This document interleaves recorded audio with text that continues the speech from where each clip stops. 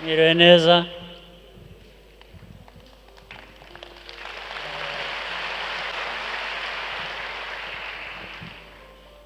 Christelle Nyirabayazana ari hehe?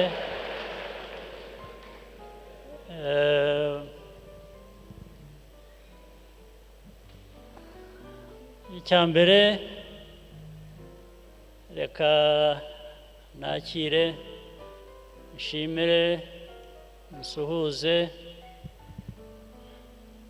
abashyitsi bose bacu bose bari hano, ndabashimira ko mwaje kwifatanya nawe. Harimo abayobozi